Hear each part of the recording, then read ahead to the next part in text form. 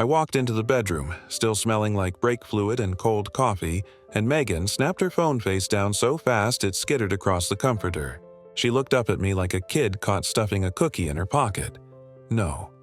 Hello. No. How was your day, Mark? Just a quick swallow, a fake little smile, and 2 fingers resting over the phone like it might run away if she blinked. Hey, I started, setting my work bag by the dresser. Didn't hear you come in, she tossed back. Too light, too even.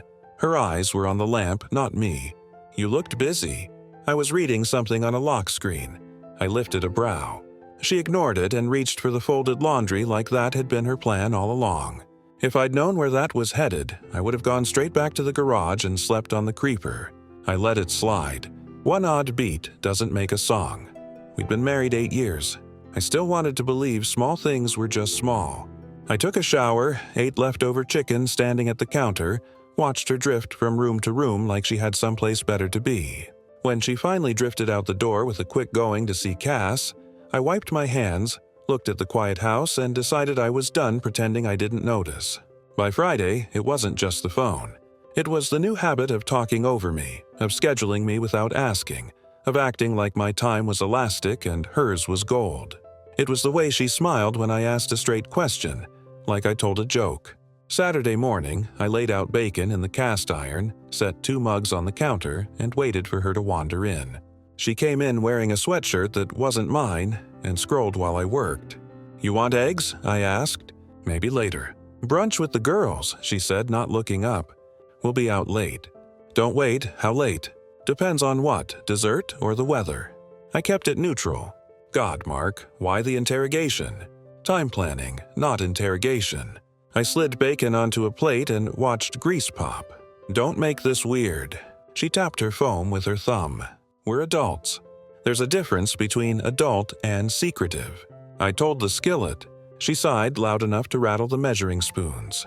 I'm not hiding anything. Then you won't mind telling me when you'll be back. Stop. She clipped. You're being controlling. I set her plate in front of her untouched. Here's my new rule, I said, keeping my voice easy. If you're out past 10, text me your ETA. If you can't, then I'm turning in and locking up. No drama, just clarity. She snorted. You're locking me out now? I'm locking the house? I replied. I'm a light sleeper and I get up at 5 as. I'm done staying up till 2, listening for footsteps. Wow, so romantic. Romance starts with respect, I added. We can work on the flowers later. She chewed a bacon corner like it had wronged her, then left the plate and disappeared down the hall. 10 minutes later, she came out with a small tote and air kissed the room. Don't wait up, she repeated. You said that?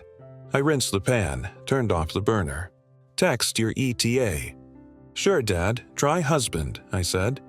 But she was already halfway out. I spent the afternoon at the shop with the bay door open, working on a neighbor's old Dodge. The engine noise cleared my head.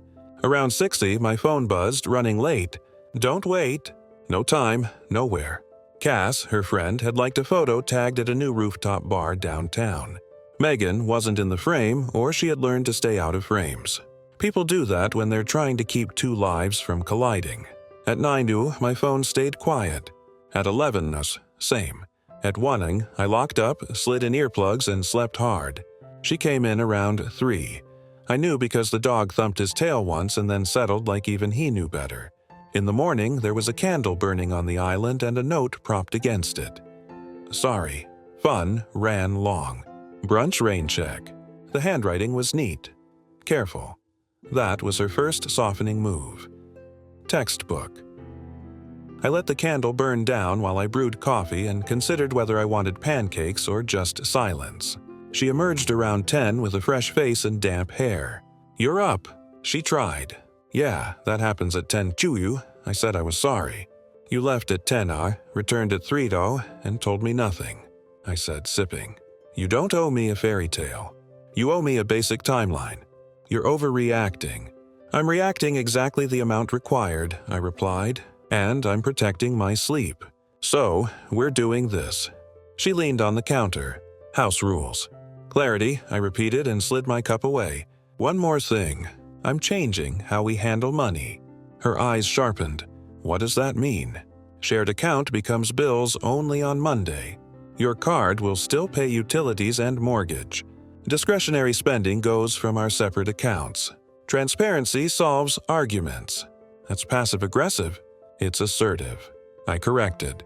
You live how you want. I keep the lights on and stop guessing where the weekends go. So, you don't trust me, she said. I trust what people show me. I answered. Show me well. She stared at me for a long second, then the edges softened. Okay, I get it. I'll text. I'll be better about scheduling. I didn't mean to make you worry. It isn't worry, I said. It's respect. She stepped closer, rested her hand on my shoulder, and gave me an old smile. I hear you, she added. That was her first illusion of change. She made breakfast, laughed at a dumb video, and sat on the couch with her feet on my thigh like we were a couple in a furniture ad. By afternoon, she was out to pick up a few things. And by evening, I saw Cass's photo of a patio fire pit with 4 wine glasses. Again, no Megan. Again, the missing tooth in the smile. Monday morning, I was at the bank when they unlocked the door. By lunch, the bills were set to auto-draft and the shared debit card was in an envelope with a note for utilities only. I took a picture for my records, not to gloat. Systems, not speeches. At the shop, Jason wheeled a tire stack past me and grinned. Jason's 30, quick with jokes and never met a silence he didn't want to fill. You look like a guy who moved beans on a spreadsheet, he said. Everything good, just simplifying, I answered. Your wife's still doing those late girls things? He didn't mean anything by it. He's the kind who asks what he's thinking. Apparently, I said, tightening a belt. I said, a return time rule. How'd that go over? Like steamed broccoli at a kid's party. He chuckled. Man, communication is a war zone at our house. I told him, wiping my hands. It's now a toll road. At 5, Megan called while I was wiping down the bench. Hey, she started. Sugar in the voice. So, about the bank thing. It's done. I said that was fast. Clarity is faster than drama. I get it, she said quick. It makes sense. And thanks for handling the boring stuff. Not boring to me, I know. She softened again. Second softening prelude, but not the big one. Listen, I'm thinking of hosting a couple's game night Friday. We haven't had people over in a while. I work Saturdays. I reminded her. I'm out for late nights before an early start. It's just a few rounds. She pushed. You can bow out after the first, or I told Defender. We do a Sunday afternoon barbecue instead. Daylight version. I'll handle the grill. You handle the invite. Clear in time, silence, fine. She said Sunday. Then lighter. We're good, right? We're on the right page if the words match the actions. I replied. She sighed but said nothing. Sunday came and the yard smelled like charcoal and grass clippings. Jason brought potato salad and a story about a customer who swore his engine misfired only when the moon was full. Our neighbor, Mrs. Alvarez, arrived with a tray of something wrapped in foil and 2 grandkids who immediately found the dog. Cash showed up last, nodded at me like she'd eaten nails for breakfast, and hugged Megan for a second too long. During the first hour, Megan floated. She laughed loud at the wrong moments. Touched her phone every few minutes and blew past me when I asked her to grab plates. At the grill, Jason leaned in. You two okay? Define okay. I said, not throwing condiments, he said, but tight. We're recalibrating. Ah, he nodded. Software update. Halfway through, Megan took center patio with a drink and decided sarcasm was sport. You know what Mark did this week? She announced to the semicircle. He turned our bank account into a monastery. Mrs. Alvarez blinked. Jason smirked. It's called budgeting. I answered, flipping chicken. The house appreciates it. You mean you appreciate control? She shot back. Words matter. I replied. So do bills. Jason cut in. I do the bills at my place too. Keeps me honest about how many times I visit the taco truck. Megan waved him off. I'm just saying. When did we decide we lived by spreadsheets? When receipts started calling themselves secrets, I said, I didn't raise my voice. I didn't need to. It landed, Cass muttered. Maybe this isn't patio talk. Megan rolled her eyes. You want patio talk? I went on. Here it is. If I'm not invited to the details, I'm not funding the mysteries. That's my line. Cass's head snapped toward me. Megan's grip tightened on her drink. "You're acting like I don't finish that." I cut in because I'm not using that word. I'm using math. She forced a laugh and stepped closer to me like she could dominate the air. "You're making me look bad." "You did that?" I said, moving the platter to the table. "I just brought the chicken." Mrs. Alvarez coughed delicately. "Food smells nice," she offered. Bless her for trying. The conversation shifted. The tension didn't. Megan spent the rest of the afternoon being loud and busy like sound could fix what behavior broke. After the last guest left, she followed me to the sink. "You embarrassed me," she said. "You announced our finances like a weather report." I answered, stacking plates. I answered, "Next time, don't open the door you don't want people to walk through." "You're punishing me." "I'm setting boundaries." I said, "If that feels like punishment, maybe the behavior doesn't fit the boundary." She put the sponge down hard. "You're not fun anymore. I'm not a theme park." I said, "I'm your husband." Or I was. She went quiet at that. Then the second illusion of change arrived the next morning. She woke me with a kiss on the cheek, brewed coffee, packed me a sandwich, and slipped a sticky note into my lunch. "Proud of you." She had handwriting for every occasion. At noon, she texted, "Dinner on me tonight. Your favorite steaks." I stared at the message, felt a small, tired warmth, and answered, "Okay, don't mistake that for trust. Call it professional courtesy to the effort." Dinner was easy. Conversation was careful. She asked about brake jobs. I asked about her sister. After we ate, she put her phone in the junk drawer and closed it with a little flourish like she wanted points. "See," she smiled. "Present, I can appreciate that." I told her. We watched a show. We went to bed at the same time for the first time in weeks. At 1 a.m., her phone, the one in the drawer, chimed from across the house. Twice, 3 times. She didn't move. "Who needs you at 1 in the morning?" I asked the ceiling. "No one," she said too quickly. "Spam. Spam texts in triplicate," I murmured. "That's a new feature." In the morning, she was sweet again. Then she was gone again. That's how illusions work. 2 days later, I was in the shop alone when my phone vibrated with a name that made me pause. Cassandra. I hit answer with a greasy thumb. Mark. Her voice was tight, like she was about to jump off a high dive. "Can you talk?" "Make it straight," I said. "I can't hold it anymore," she blurted. "I can't. I tried to stay out, but I can't watch you stand there." "Stand where?" I leaned on the bench. "In the dark," she said. "Megan isn't. She's not with girls every time." "Okay, I'm sorry." "I'm sorry. I had my suspicions." I told her that isn't proof. "I know," she said quickly. "I know you don't have to believe me. You shouldn't. But I have pictures from last weekend. I didn't want to take them. I did anyway. Why? Because you're not stupid and this is wrong." She said all in one breath. "I'm sending them now." "Cass," I said, keeping my voice level, "I don't take anyone's word on faith. Send what you think you need to send." "I know," she whispered. "Check your phone." She hung up. A message arrived a second later. I opened it. 2 photos. Rooftop lighting. Megan turned toward a man with a sharp haircut and a shirt too tight for his age. Their faces inches apart, his hand on her hip, her hand on his jacket. The kind of posture that isn't friendship and isn't curiosity either. Another shot near the bar, her head tilting into his shoulder, not quite touching. Like what happens when you think the world isn't looking. You don't need captions if cameras don't lie. The workbench felt suddenly very clean under my hands. I saved the images to a locked folder and exhaled once slow. "Thank you," I texted back. "I appreciate clarity." "I'm sorry," she wrote. "I should have said something sooner." "This is soon enough," I replied. Then I washed my hands, closed the shop 15 minutes early, and drove to the place where life gets organized when feelings aren't enough.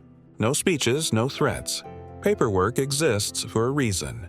I signed what I needed to sign, asked the questions a calm man asks, and gathered the packet the way you gather instructions for a new tool. On the way home, I stopped at the hardware store for moving boxes and a set of door hardware that doesn't require a locksmith if you know how to read a diagram. At home, I didn't wait for an argument. I set boxes on our bed, my bed now, and pulled her side of the closet one hanger at a time. I folded carefully, not out of tenderness, but so I didn't have to touch any of it again. I filled 3 boxes, taped tops, and labeled them with a black marker. Bedroom, bathroom, desk. Facts, not drama. Megan texted at 7:00, dinner with girls. I didn't answer at 9:00, back late. I set my phone on Do Not Disturb and wrapped another frame in bubble wrap. At 10 the next morning, a message arrived that wasn't a lie pretending to be a courtesy. Traveling for a few days back Monday. I'll explain later. Don't worry. Just like that. No where, no why, no who. I stared at the word explain until it stopped meaning anything. Then I typed the only message I sent all week. No problem, honey. Explain it to my attorney. He loves stories. The call started within minutes. Unknown numbers. Her number, Cass, then her sister, then her number again. Voicemail stacked up like parking tickets. I ignored them. I finished packing. I changed the locks. I moved the photo of our wedding from the hallway to the bottom of a box marked miscellaneous and taped it twice so I wouldn't have to look at it by accident. On Thursday, I dealt with logistics at work. I walked into the office and told Angie. Our admin cut Megan from the emergency contact at my brother. If she calls, transfer to me, not my cell. Angie looked at me with a kind of soft sadness that doesn't ask questions. You got it, Mark. Jason cornered me at the soda machine. You good? I'm efficient, I said. That's not an answer. It's the only one I've got for the break room, I told him. Change is happening. Want to hit the range this weekend? He asked. Busy, I said. Housekeeping. Back home, I folded another stack of clothes and set it in the suitcase my wife used for weddings and many getaways. I charged her tablet, slid it in the front pocket, and set the suitcase by the door. Then I sat at the dining table with a pen and made a short list. Keys changed, utilities confirmation, personal items boxed, packet, and envelope. Friday afternoon, the second illusion of change came with frosting. A courier dropped a box from a bakery with a card. Miss you. Can we reset? I went away to clear my head. Inside a dozen cupcakes, staring up like they were going to fix the math. I ate none. I set the box on the porch for the neighborhood kids and texted Cass. Cupcakes on my steps. If you want one, take one. She replied in under a minute. She's spiraling. I told her she needs to talk to you. She says you're being cruel. I'm being silent, I wrote. Silence isn't cruelty. It's math again. Cass asked, Do you need anything? No, I answered. You did enough. Saturday night, Megan's sister sent a long message full of question marks and passive voice. I chose not to educate her. Education was coming without my help. Sunday, I polished the truck and changed the oil because habits keep you sane. I played catch with Mrs. Alvarez's grandkids for 10 minutes and sent them home with the last 2 cupcakes. I sat on the porch while the sun slid down the street and thought about what I would say on Monday when the person who used to share my bed tried to take back the door. Monday came gray and damp. At 11:08, the handle rattled the way it does when you're used to a certain click and you get a different one. The rattle turned frantic, then the knocking. Mark. Her voice cracked through wood and glass. Mark, my key's not working. I walked to the door, let the deadbolt stay where it was, and waited a beat. Then I opened the door just wide enough to keep my foot inside. What's going on? She demanded. Hair pulled back like she'd run from the car. Why did you? What is why won't my key work? I stepped aside and nodded toward the suitcases. These are yours and this is yours. I set the manila envelope on top. It was fat with truth. She stared, then laughed, a wild little sound. This isn't funny. I agree, I said. What is this? She touched the envelope with one finger like it might be hot. Instructions, I said. And the end of this arrangement. You can't just, I can't, I replied. And I am. What are you talking about? She asked, raising her hands, palms up like the room owed her answers. I went to see friends.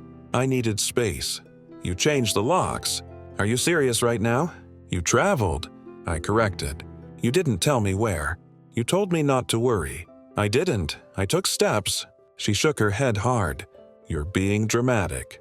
I packed your things, I said. No yelling, no drama, just facts. I'm your wife, she pushed, lowering her voice like the neighbors were suddenly a problem. You were, I corrected. Open the envelope. I'm not. It's not a suggestion. She tore it open like she was teaching the paper a lesson. She skimmed the top page, then the next, then stopped. She looked up at me angry, then something else, then nothing. Her eyes flicked to the photographs tucked inside the packet. She didn't pull them all the way out, just enough to know what they were. Where did you get those? She whispered. They arrived, I said. She swallowed. It's not what it looks like. Don't insult both of us, I replied. Mark, please. I'm done with please, I said. You said you'd explain. You can explain to the professional I hired to translate explanations into exits.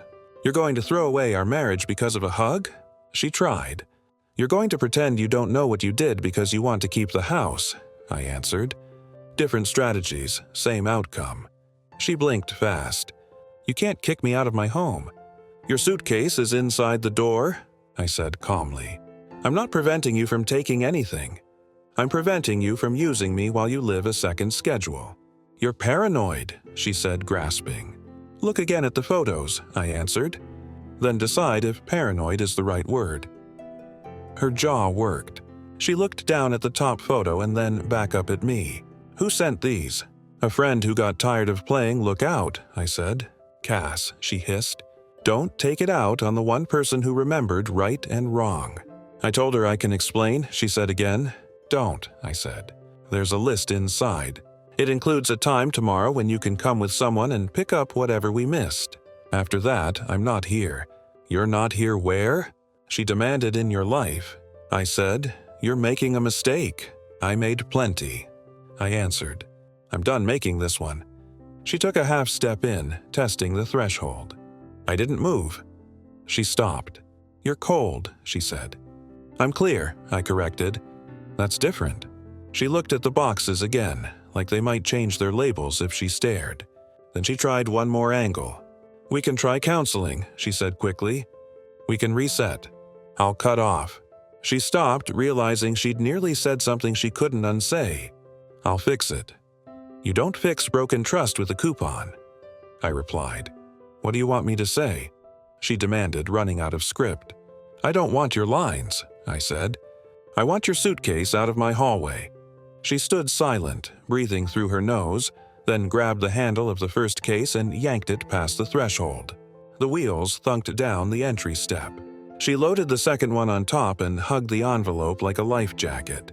Mark, she said finally, quieter, how did we get here? I let that hang for a second. One small disrespect at a time. You train me not to ask. I train myself to act. That's how she swallowed again. And that's it.